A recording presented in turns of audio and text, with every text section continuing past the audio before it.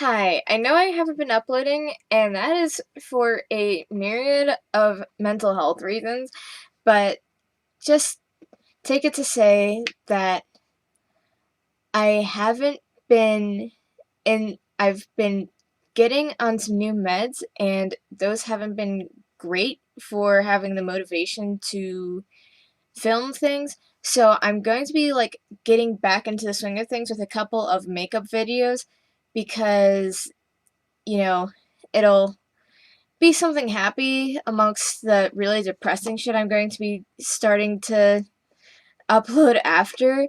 So, a couple of makeup videos this week, and then a really super depressing video next week.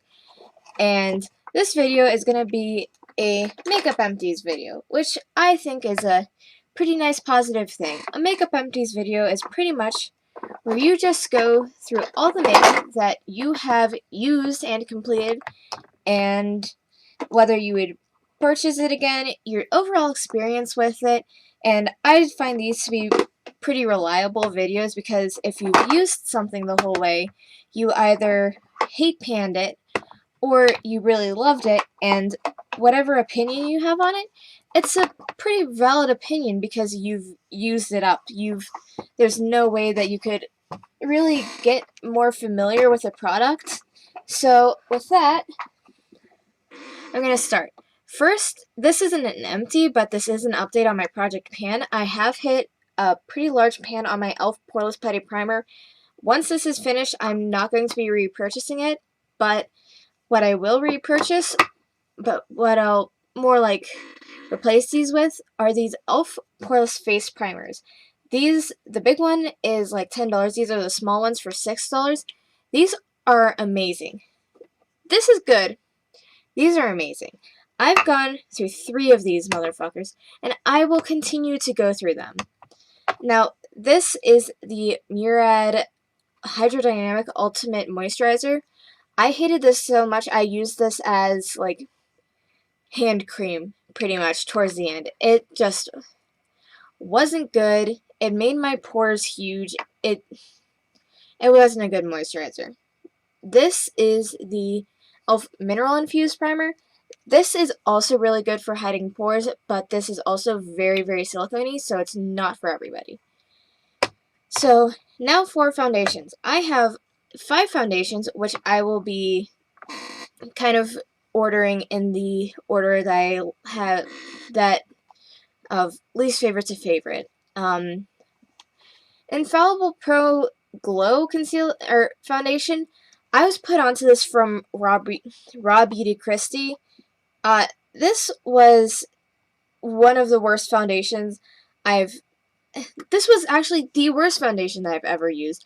This was such a hate pan. It went on green. It always looked a little more oily than glowy, and the SPF wasn't enough to do anything, and this broke apart and sweated off almost immediately, so this was not good. So there was something that I did like about this. I liked the finish of this. However, this would go on my shade, and then 2 seconds later, once it was dried down, it looked like 3 shades darker than me. And it was hideous, and I'm glad I never have to use or touch it again. This would be my favorite if I was not cruelty-free. This is the Maybelline Fit Me Matte and Poreless Foundation. Perfect color, perfect finish, made my pores look great, but $6 or $7, but this isn't cruelty-free. So I don't know what I'm supposed to do with this. Other than, well, it's already used up. Next is the Colourpop No Filter Matte Foundation. I know a lot of people don't like this, but I found this to be really good. It wasn't too drying. It wasn't, it was matte without being, sucking all of the moisture out of my face. It had a really nice finish. It was a perfect color for me. I only needed to use, 2 pumps on the whole face, and these are, tiny, tiny, tiny pumps. I'd highly recommend it. And then my favorite is the Colourpop No Filter stick in the shade 55C. Right now I have the shade 40C, which is actually my perfect color, but this isn't like my summer color or one that I could get away with because 40 and 55 are practically the same color. I love this foundation stick and I will continue to repurchase it for the foreseeable future. Now let's get into powders. Maybelline Fit Me made my pores, well, all of these powders are good. This was a fine powder. There was no flashback. It made my pores look good. It was good. Same thing with this e.l.f. HD powder, except this was like $1 or $2 less and had about the same amount of product, so I'd probably repurchase this after I'm done with the Makeup Revolution powder I'm working on. And this is the e.l.f. Prime and Stay Finishing Powder. This is like a no makeup day powder where you just want to get rid of some redness on your skin. This is the perfect powder for this, and this is like $4. I really enjoyed it.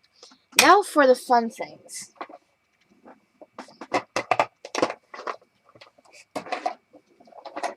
I have panned a blush and a highlighter, and I don't know if you know that what an accomplishment that is, but to me, it's an accomplishment. This is the Colourpop Light Sticks in the shade Bullseye. This was gorgeous. This is a perfect gold highlighter.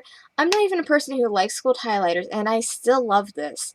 I'm definitely, once I get through like all my other cream highlighters, which I have a lot of, and they don't last forever, I'm probably going to repurchase this. This one I don't know if I'll repurchase because I own so many things in this exact color, this exact coral blush, that I didn't know what a problem I had. But this is the Colourpop blush stick in Under Pressure. I bought it for the name because I have a problematic fave and his name was David Bowie. Oh, here's another primer. This was a sample of the Tarte Quench primer. This had the texture of a normal moisturizer, which was nice, but the full size of this is like $30, and I don't feel like paying that much. So next I have a couple of concealers. I've honestly, other than the concealers that are in my collection right now, which I enjoy, I've rage quit every other concealer except for these. These are really good concealers. Well, not really good. They're good. They're $7, but right now I'm using the e.l.f. Hydrating Camo Concealer, and that's double the product for $1 less. So I'm just gonna stick with that and keep, that extra $1 in my pocket. So next I'm going to talk about a brow product. This was the Colourpop Brow Boss Gel. This was so good. It's not as good as the Milani one, which is the one that I'm really enjoying right now, but this was like a good $6 brow gel. If you're ever thinking about getting their brow products, I really recommend their brow products. And now for lips, which is the most exciting part of this video. First, I panned Champagne Mummy, which is a pink shade with a rose gold glitter in it. I really enjoyed this one. I used to say that I'd repurchase this. However, because Colourpop came out with a new gloss formula that I really love, I don't think I'll repurchase this. But it was a very fun time. This next one was a tragedy. This is the Colourpop lip tint in the shade Agogo. This was more of a killing than a panning because this went rancid on me, and it's a tragedy. That's why I won't repurchase these. I have enough lip balms and lip glosses and stuff that I don't need it. I don't need more products from that line in my life. And then finally, I have two Lippie sticks. This one is I Like It from, and this is no longer in stock. This was the perfect creamy orange of my dreams. It was beautiful. It was a peachy nude on me. I very much enjoyed it, but it got discontinued, and I miss it sorely. It was such a cute blush, too. And then this one is the Lippie Stix in Cami. This is the last product here. This is something that was more of a aggressive love pan also. This is one of their best-selling products, and I definitely understand why, because this is like a mauve nude. It was like My Lips But Better, and I very much enjoyed it, but right now I'm working on some other My Lips But Better nudes. So, other than that, yeah, and I will be back with more stuff, hopefully, soon. And take care, wash your hands, social distance, and wear a fucking mask, you nerds.